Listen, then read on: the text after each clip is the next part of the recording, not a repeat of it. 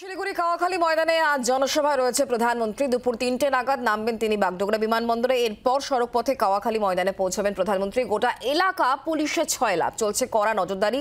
মাঠে দুটি মঞ্চ তৈরি করা হয়েছে। একটি মঞ্চে সরকারি প্রকল্পের উদ্বোধন করা হবে এবং শিলান্যাস করবেন প্রধানমন্ত্রী, এবং পাশের মঞ্চটিতে থাকে তিনি জনসভায় বক্তৃতা করবেন এবং সেখানে থাকবেন উত্তরবঙ্গের বিজেপি সাংসদ থেকে বিধায়কেরা।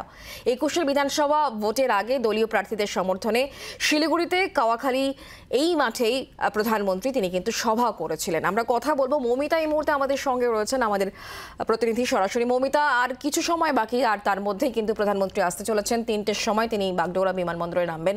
কি ছবি এই মুহূর্তে সার্বিকভাবে?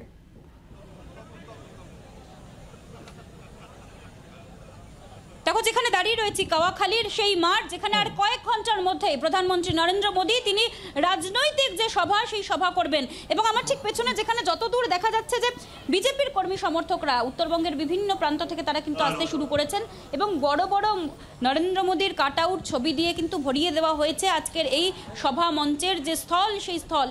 বিভিন্ন জায়গা থেকে ইতিমধ্যে বিজেপির যারা কার্যকর্তা তারা আসতে শুরু করেছেন।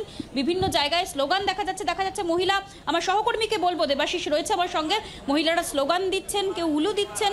ইতিমধ্যেই শঙ্খ বাজানো শুরু হয়ে গিয়েছে এবং যে মঞ্চ তৈরি করা হয়েছে সেই মঞ্চে প্রধানমন্ত্রী নরেন্দ্র মোদী ছাড়াও উত্তরবঙ্গের যে সমস্ত সাংসদ বিধায়করা রয়েছেন তারা সকলে থাকবেন।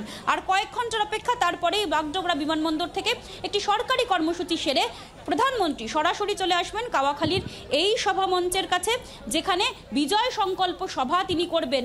যেখানে আমার সহকর্মীকে বলবো একবার এই সভা মঞ্চের দিকে যদি সম্ভব হয় দেখাতে। এবং দেখতে পাচ্ছ যে ইতিমধ্যেই বিজেপির যারা কর্মী সমর্থক তারা রীতিমত তারা জয় শ্রীরাম স্লোগান দেওয়া শুরু করেছেন এবং পতাকা ওড়াতে শুরু করেছেন, কারণ কয়েক ঘন্টার আর অপেক্ষা এবং তারপরেই প্রধানমন্ত্রী নরেন্দ্র মোদী এসে উপস্থিত হবেন এই কাওয়াখালীর সভা মঞ্চে। ধন্যবাদ মৌমিতা।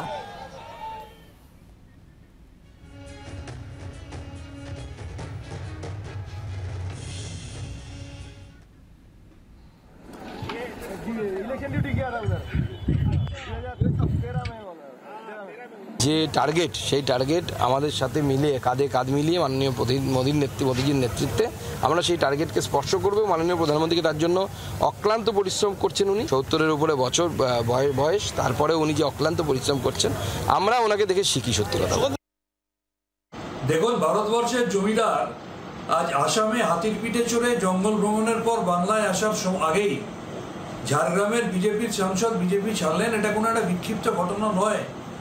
ভারতীয় জুমলা পার্টির এই রাজ্যে মুসল পর্ব দীর্ঘদিন শুরু হয়ে গেছে।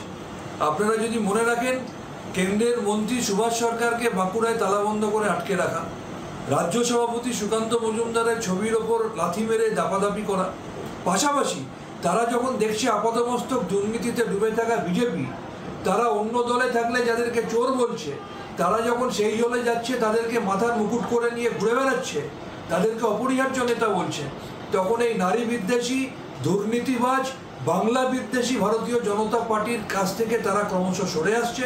অন্যদিকে যারা বাংলার উন্নয়ন করতে চায় তারা মমতা ব্যানার্জি ছাতার তলায় আসছে। এটা একটা ট্রেলার, আগামী দিনে বাকি সিনেমা অনেক বড় আছে।